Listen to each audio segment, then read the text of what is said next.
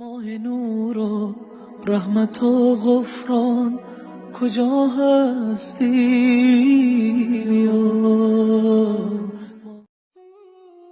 به نام خداوند بخشنده و مهربان.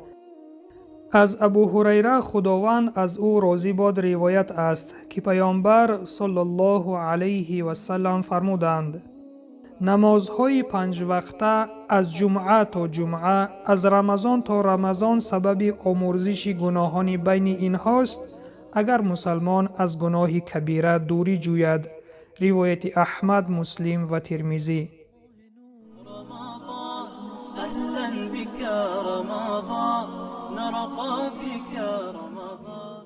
در شرح این حدیث علما میگویند نمازهای فرضی 5 وقته، نماز جمعه تا جمعه آینده و روزه ماه رمضان تا رمضان آینده محو کننده گناهان صغیره می باشند، مادامی که بنده مؤمن از گناهان کبیره دوری جسته باشد.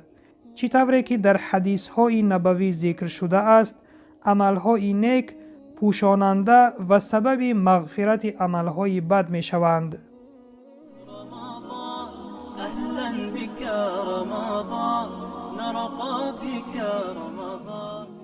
برادر و خواهر ایمانیم، از مضمون این حدیث به ما معلوم گشت که خواندن نمازهای 5 وقته، خواندن نمازهای جمعه و داشتن روزه ماه شریف رمضان تا رمضان دیگر سبب مغفرت گناهان صغیره می گردند. آن گناهان، آن لغزش ها، آن خطاگی هایی که ما انجام می دهیم، به شرطی که انسان گناه کبیره نکرده باشد.